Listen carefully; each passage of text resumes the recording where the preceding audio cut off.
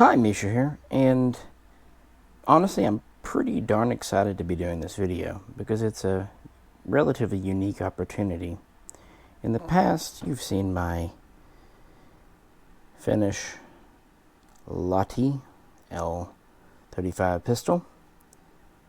This is one of the Series 4, although it's an early Series 4 because it has the loaded chamber indicator, and it was rumored that these were actually sent to Israel in the early 50s. But today we have a chance to talk about a Series 1 as well as a Series 3, both of which are legitimate Finnish Army issue. So we're going to talk about the differences, the changes, and the machining and slide cuts, and just a bit more about this frankly very cool and very unique 9mm military pistol. And they only built these really from 1939 through 1945, and then again in the early 50s. And serials range from right around 1,000 up to around 9,300. However, not all serials were used. We don't know how many were really made, but estimates are somewhere between 8,500 and in most 9,000. And if that's not enough, we even have some leather to talk about. We have a Finnish holster, as well as a couple of the more common Swedish ones to talk about a bit. So yeah, this is the 2021 update to the Finnish Lahti L-35, or PIST 35. But before we get started, real quick, if you please could like, share, and subscribe. It helps, as you know. It's the usual call out, but that's, how YouTube is these days. It kind of lives and dies by the algorithm. And if you'd like to help support the channel, you can check out the link to our Patreon page. But if you can't donate on there, totally understand. Just liking and sharing and subscribing helps immensely and costs you nothing. And with that, let's go back to the 1930s and the young nation of Finland. The L-35, commonly known as the Lahti pistol or Suomi pistol, although officially known as the 900 PIST 35, was really the first domestic pistol designed in Finland, and to this day really only one of a tiny handful, especially to go into full production. But of course it wasn't Finland's first army pistol. These would be among the earliest, although not all of them. Finland inherited quite a few model 1895 Nagant revolvers from Russia. It also purchased a large number of Ruby pistols from France in 7.65mm 32. That was around 1919. And then, of course, it started acquiring Lugers in the 20s. And I recently did a video using this Luger. They started off as the Model 23 in 7.65 by 21. And then later, that would progress to the Model 08 in 9 by 19 Parabellum. So these are the standard guns that they had to work with. And then they would develop this gun, at least the full auto version, the KP-31, which essentially stands for Machine Pistol, 1931, also commonly known as the Suomi. And this, it had its prototypes in the 20s, and they played around with the caliber a bit, but they settled on 9 by 19 for this submachine gun, so that kind of set the trend for pistols. Now the Lahti really started off almost as an afterthought. In the 1920s, Aimo Lahti, however you like to pronounce his first name, was working on various machine guns, and Finland was really getting its arms industry up and running. It was more of a thought, a suggestion given to him by his contacts in the Finnish army that it would be good to have a new service pistol. The idea, it needed to be easier and cheaper to produce than a Luger. It needed to be easier to field strip with larger and fewer parts. And it also needed to be more powerful than either of these guns. Also, they wanted to be able to penetrate a steel helmet, aka body armor of that era, at about 50 meters. So Lahti had this notion, and actually he came up with the first prototype very quickly, known as the L-29. A prototype was manufactured by a small fabrication facility in Helsinki, and it was tested pretty darn extensively. In fact, the L-29 prototype still exists to this very day. They ran over 6,000 rounds through it, and this was a very good start. But it was a one-off type prototype, capable of being made in small numbers, but not for mass issuance. Next was the L-31, which was a simplified version Lahti developed, hopefully for mass production. Unfortunately, it didn't do so well in trials. So going a little bit back to the drawing board, the next version was known as the L-29-35. And it was much more like the Lahti we know today. And the military would acquire a handful of pistols for testing, and they would adopt it provisionally in June of 1935. They basically said, if you fix a few issues, we'll go for it. What were these issues? Oh, just minor things like the trigger group would sometimes go full auto. Also, the trigger was not known for being very good on the 29-35. It still had wood grips, like the original Luger, and it still wasn't well suited for mass production. They also complained that it was too big and too heavy.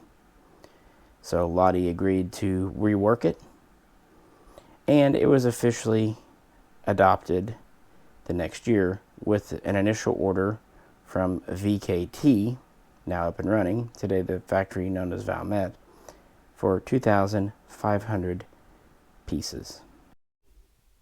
Between the 29-35 and what we know as the L-35, there was one major change between 1936 and 37. They quickly decided that wood grips could swell and just otherwise weren't desirable. So they went to what was pretty new technology for that day and time, synthetic grips. They're not exactly Bakelite, and they actually have held up much better over the years than German Bakelite. So good call. They actually picked some very good synthetic material for the grips. And that would lead into 1938. The first 5 or 6 pistols, literal tool room prototypes, serial numbers would start off with 1001 running through about 1006. Then in March of that year, VKT would hand over 5 prototype guns, serial from 06 up to 1010. And these would go through testing. And then beginning in July, the first pistols in the pre-production batch, which ultimately would be 94 pieces, would be handed over, beginning with serial number 1011, running up through there. And they would continue to tinker with the design, and VKT was expected to produce 1,000 pistols every quarter, so every 3 months. The original order was canceled for 2,500, but a new order was placed for 7,642 pieces. Also, the cost that the government was willing to pay nearly doubled, because the original estimate was way too low. They would also work on a few simplifications of the design, kind of streamlining it for production, what have you. And the last ones in the pre-production batch delivered in 1939, last 28 or so, actually had some reinforcements to the slides, some kind of fixing some areas that were you found to be weak in testing. So everything is going well up through March of 1939, except the military hasn't received any pistols. Coming into that summer, they only had a little over 100 prototype and pre-production examples. So VKT kind of needed to get their ass in gear And now the design is pretty well refined. The problem is, in November, the winter war with Russia would begin. Meaning that, yeah, small arms, kind of important. Before the Winter War, VKT was hard at work making parts, making components. But then, of course, the Winter War would slow things down. And they were also adopting a new rifle, the M39. Here's one with the wartime stock. And, of course, they were also producing the KP31 in large numbers. And they had Lugers. But the idea was to hope to replace these. By 1940, they had switched from what we refer to as Series 0, which is a little over 100 pre-production models, to this here, a Series 1. Except this may not be a Series 1. It's a bit of a confusing pistol. We'll talk about it later. But Series 1 would be about 2,600 pistols. Some sources say 2,595. They would be built between very late 1939 and June of 1941.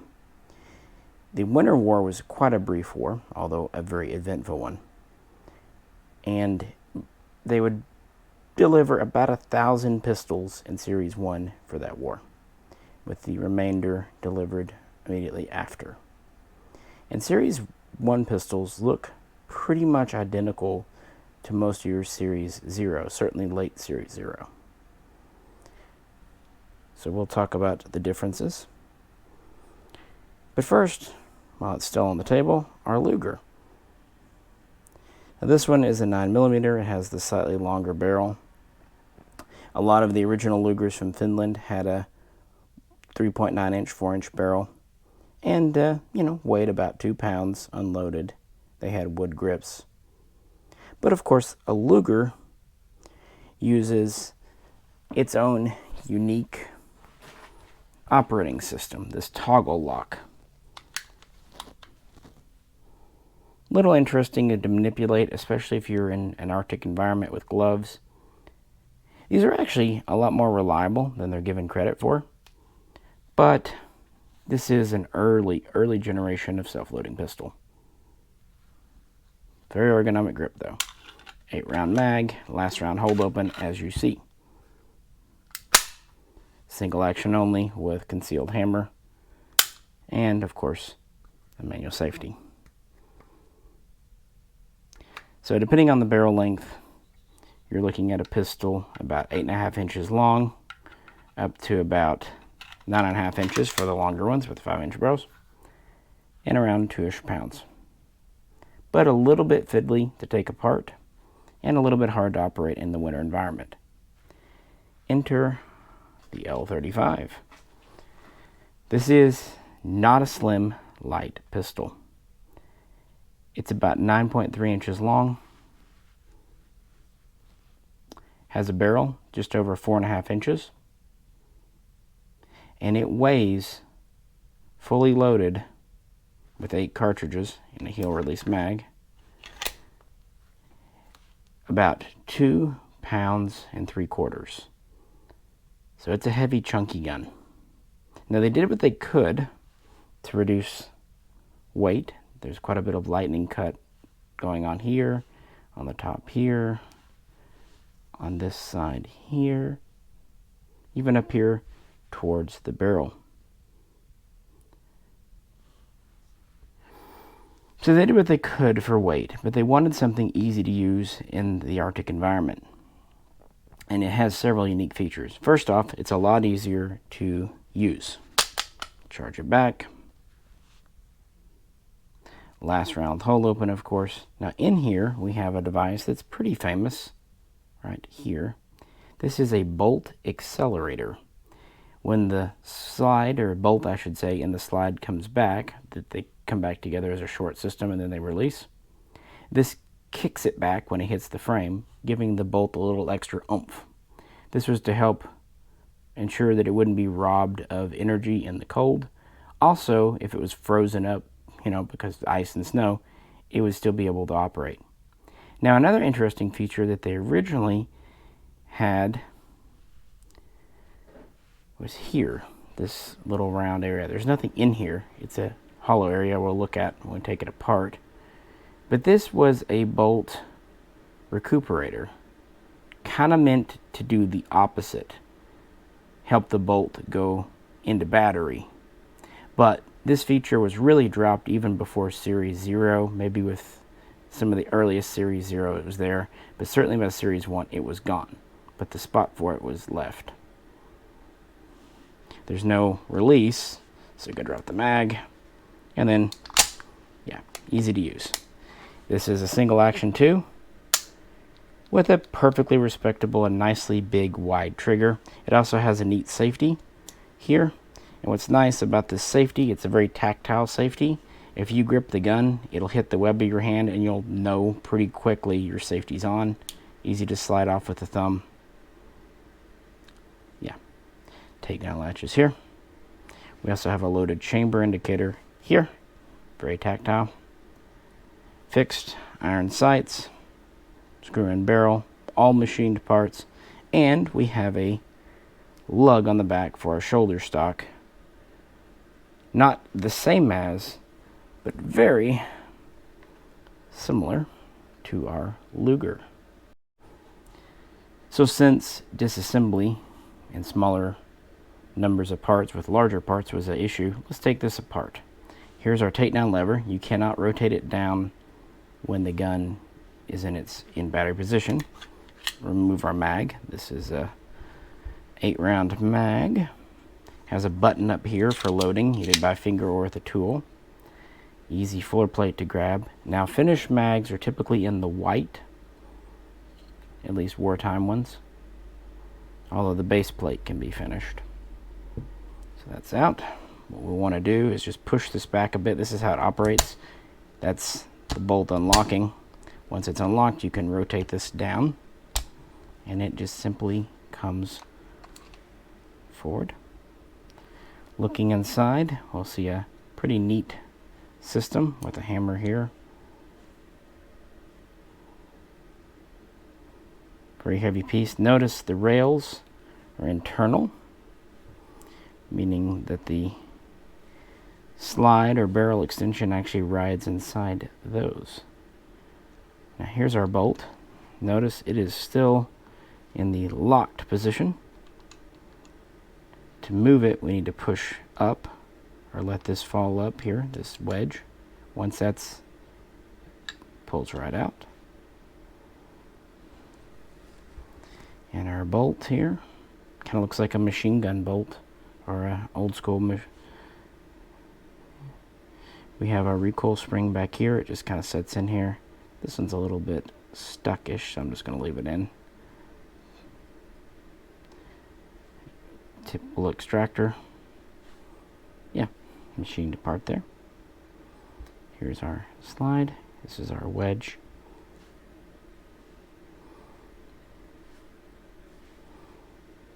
Hopefully you can see that there's an arrow. That's for putting it in correctly, because you can't put it in reverse. Like so. Well, maybe. But it won't reassemble fully unless it's in the proper position, unlike, say, the Ross rifle. So with that out, we pretty much have this nice machined sound. Here's our loaded chamber indicator system here. You push it out so you can see it. Just a simple spring-loaded thing. Effective enough though. Nice and large, easy to see and feel with gloves on. It's a little housing. Notice how it's rounded in the back, nicely machined for lightning cut. And again, that recuperator system here, this kind of a matching rounded housing, but even though there's a pocket in here, there's nothing in it, and there never was, because Series 1 never had that feature. Otherwise, the barrel's just screwed in, and we have essentially fixed sights, although this front can be drifted if necessary, although it was, as far as I know, preset from the factory. So that is our Lahti. Did they succeed over a Luger? Well, it is easier to take apart. It is bigger, chunkier parts, but it's also heavier and larger. And it's still firing at 9mm. They did consider making these in 7.65 by 21 Luger Parabellum, but because of the Xiaomi and a few other things, they stuck with what was a more standard cartridge. But they only had about 1,100 total of these by the end of the Winter War, and really fewer than 500 were in the hands of soldiers in the field. So very limited use during that war with Russia. But not the next one. Well, I'm told people like things that are a little bit visually different and interesting. So I thought I'd bring out the three main competitors to the L-35 real quick. In the summer of 1939, these are the guns that the Finnish army tested it against and found it superior to.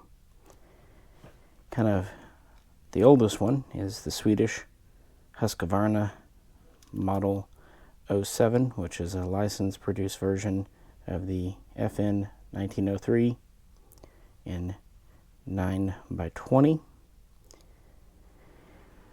Then we have the, at the time, quite new Colt 1911A1, but I don't have a Colt 1911A1, so, my Ithaca will stand in just fine. Of course, this is in 45 ACP. And then finally, we had something very new, the FN Browning High Power, which, has gone on to great fame. This is, of course, an English one, but it gives you the idea. This is also a 9mm like the Lahti, and it's quite small and light compared to it. Like it does have a shoulder stock attachment. Those are popular then. And it has adjustable rear sights. Quite interesting that the Lahti, while it has the stock attachment, always had fixed rear sights. But at any rate, it took them years to get going at VKT, but once they did, they produced these in quite large numbers. And there are several series and variations. So with that, let's look at those and some of the leather gear I brought out. So, Series 1 ended in June of 1941, and most sources say it ended at serial number 3700. That's what makes this pistol quite interesting. Its serial number is 3702, which you would think would make it part of Series 2, and it could very well be. However, it has the Series 1 feature of that. Ostensibly, what separates Series 1 and Series 2, which began right after Series 1, is they went ahead and eliminated that whole thing from the design because it wasn't needed. They made a few other minor adjustments to the lightning cuts, but that was the main difference. And Series 2 would consist of 1,000 pistols delivered up through 1942. At this point, Finland is at peace, but yeah, it didn't last long because the continuation war would begin later in 1941. So part of Series 2 was in peacetime, and then the other part was back to wartime. And they would anyway roughly end around serial number 4700. That gets us to Series 3. And this gun is part of Series 3, which was roughly 2,000 pieces. But it's kind of interesting because it has a replacement later slide. During the continuation war, the Lahti would be issued in larger and larger numbers and prove itself a good combat gun against the Russians. And by the time of the end of the continuation war, in late summer, early fall of 1944, they were up to roughly serial number 5,800. And shortly thereafter, VKT would kind of stop production. But they had plenty of parts, and so they would continue to assemble pistols from existing parts, with the last one recorded delivered in November of 1945.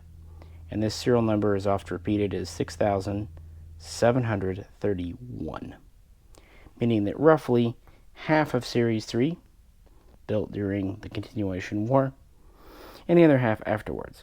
Also keep in mind, there was the Lapland War too, which was essentially Finland being forced by the Russians, the Allies, to turn on Germany and fight Germany up through 1945 and the end of World War II.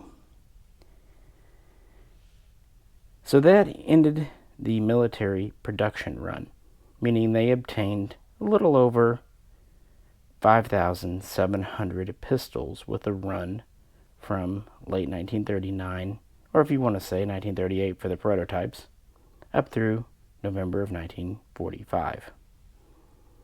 So we have Series 1, Series 2. We talked about the differences. Series 3 would continue the trend of eliminating lightning cuts from the slide, but they would leave the lug for the stock on there. And basically the lightning cuts were just there to save a little weight and to make it look pretty. Another change was Series 3. I'm going to use this pistol to show it. For the loaded chamber indicator, they simplified the housing by making it square in the back versus round on Series 1 and 2. So those were the military series in production, but there were several export and commercial production runs, some very small, some a little bit on the large side. We had two small runs in the 40s of non-military guns. There was a run of a couple of hundred, few hundred, three-digit serial guns that were assembled from either older kind of prototype pre-production parts or rejected parts. These were sold to officers, private purchase type thing, or perhaps abroad. There was also another small series done of guns from previously rejected parts, and these would have serials between 1,500 and 4,000, and they would have a V prefix added. You'll notice this gun has an L added to the serial. That was actually done because this is one of the three that I have that actually has an import mark, and they did a good job, even though it's Century Arms. It's right there on the underside. So if you're going to do it, at least it's hidden. But this gun is still really cool for being either a very late Series 1 or a very early Series 2. And I really don't know. It could either be a first run Series 2 that was still built with the Series 1 slide, or it could just be that actually Series 1 ended with, say, serial number 3,705 instead of 3,700. We probably will never know, and it doesn't really matter. We know that either way it was built in June of 1941, give or take. But the reason they had to add the L for importation, because without it, it was not a unique serial. I'm sure some other gun in the US ATF's database already had that serial number, so they added an L for Lahti to make it distinctive. And again, you might see some with V's for previously rejected parts too. That gets us into these guns. Now, this started off here as a very average Series 3 made towards the end of the Continuation War.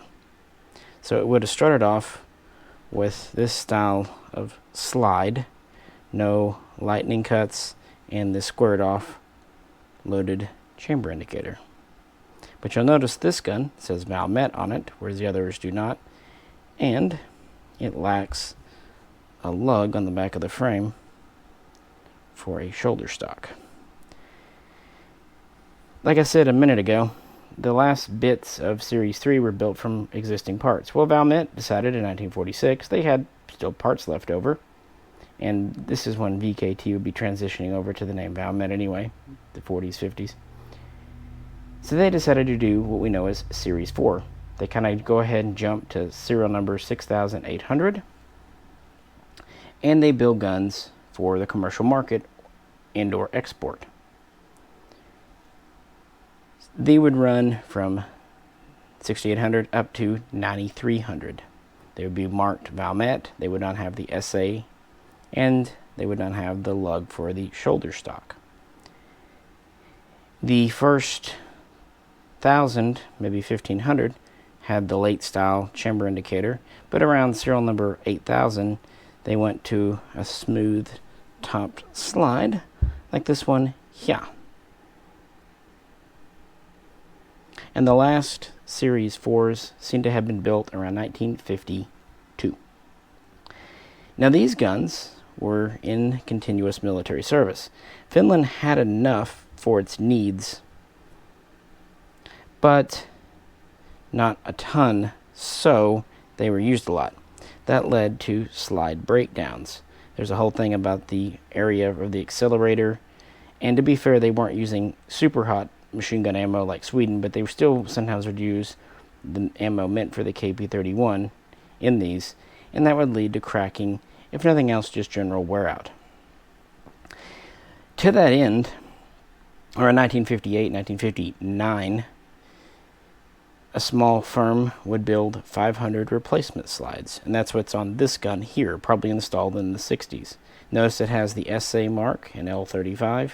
Internally, the slide is marked VS for, I think it's Vammaskoski or whatever. Sorry, my Finnish is terrible. I'll put it in the comments or the title. But it has the replacement slide, and as you can see, it has wear and tear from honest use. Now this gun does not have the SA marking, which is not uncommon for very early guns, 1940-41. The SA marking wasn't really in common use till later, and I'm sure if this one had received a replacement slide, it would have the SA, but since it has its original slide, I guess it just never did. You can see the same thing with the M39 pistols. So even though production was long over, they would keep making spare parts for these through the 60s and into the 70s, and there would be one final run of replacement slides, this time made with the Valmet logo and L-35, but no chamber indicator, in 1979. And these would be enough to kind of get the pistols over the finish line when they were finally replaced by a descendant of the Browning High Power in 1980s.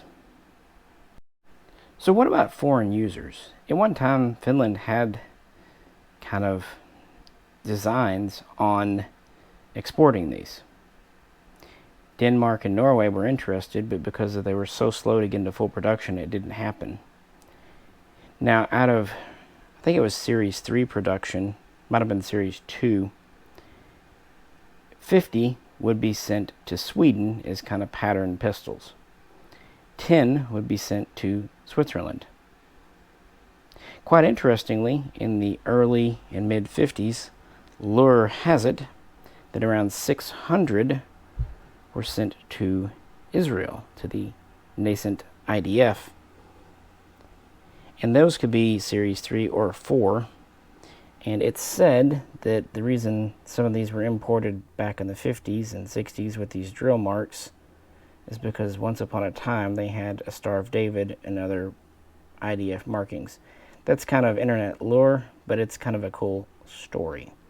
So while you want to just call these Series 4 guns pure commercial, it's actually possible that 500 or 600 served in Israel, either police or military. Kind of a side note. But remember I said that 50 went to Sweden. Obviously the Swedes liked the Lahti design because they would purchase a license to manufacture it at the Husqvarna factory. And even though Finland produced fewer than 9,000, Sweden would produce over 82,000, nearly 82,500. And while these would be used by the Swedish military for years, they would also export quite a large number, about 13,000, to Denmark, including to the Danish police, like this example here. And if you notice, this gun is a little different from the Finnish original. For one, they were early on removing the loaded chamber indicator. They went to a new, heavier, slightly longer barrel, a new, thicker, larger trigger guard, and several other changes. But you know, that's really a story for its own video. I just wanted to bring one of the Huskies out for a quick little comparison.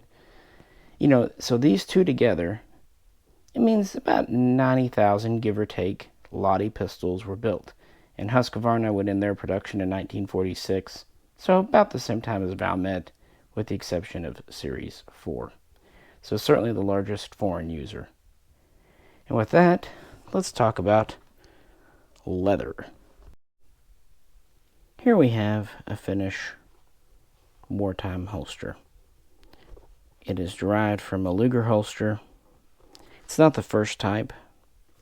They did have a version that had a board stock attached to it, but since they never actually built stocks in any numbers for these, those kind of were quickly dropped by the continuation war period. It is interesting that they kept the stock lug as long as they did up till Series 4, and they never made shoulder stocks. But yeah, this is derived from the Luger, not surprising. It's got a fastener here. Up here, where the Lugers tool would be, we have a button and a small, I can get it out here one-handed, mag loading tool and screwdriver. These can remove the grips. We have a quite interesting cleaning rod, frankly, because it is kind of reverse rifled. It's not threaded on the end either. And we have one spare Finnish mag. Let me set you down for a sec.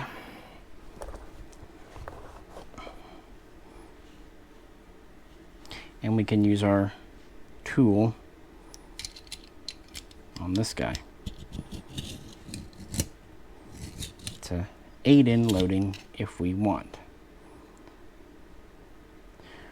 This button is also checkered, so it's relatively easy to grip with your finger too.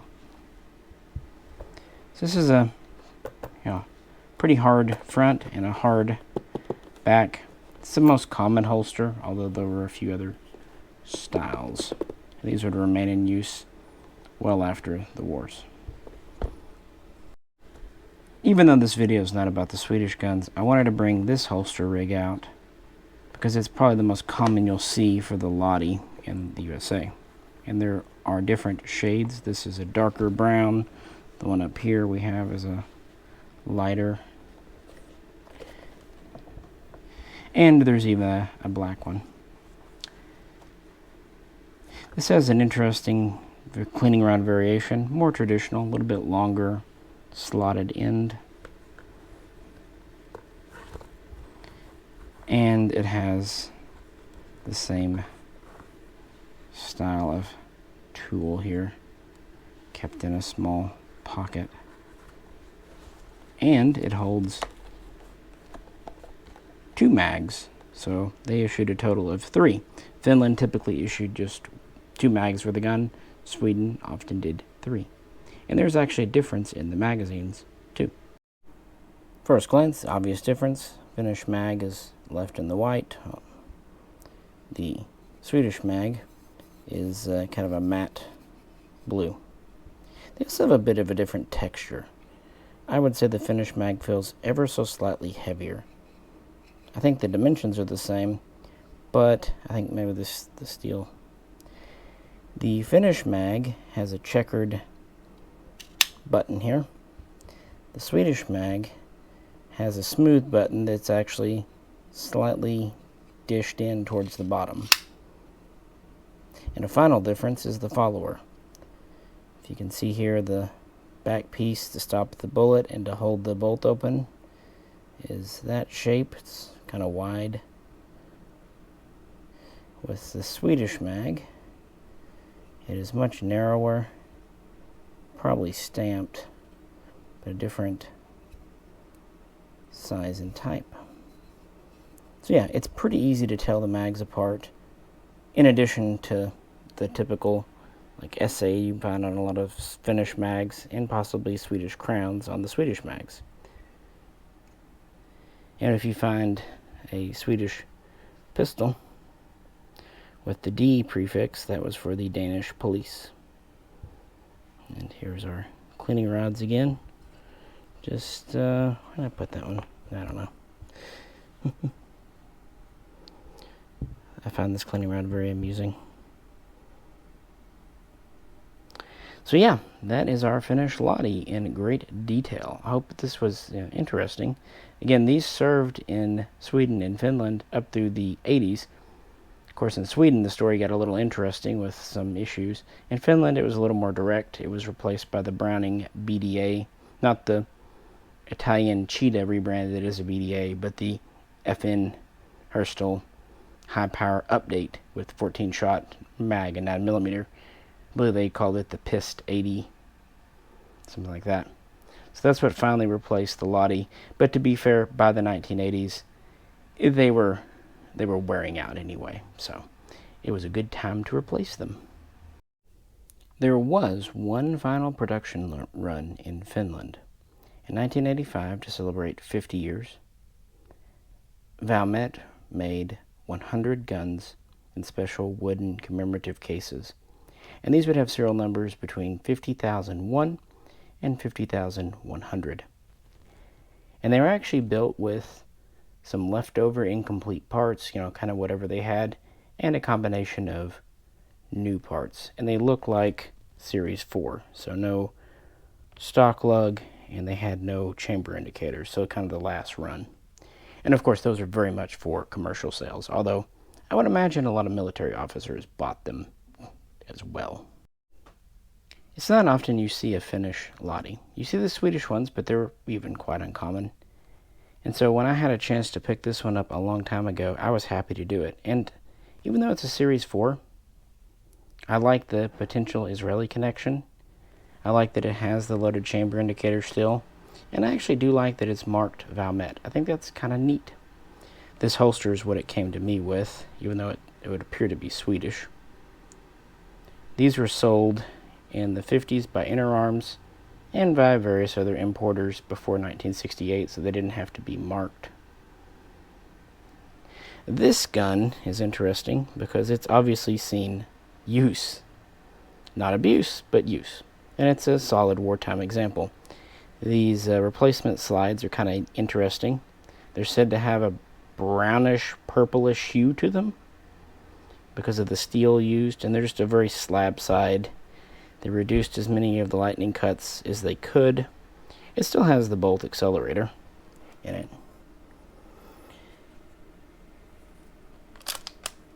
Again, the Finnish guns didn't have the issues like the Swedish guns because the Finns used a little bit higher grade steel and didn't always shoot them with as hot ammo. But even then, they still had problems.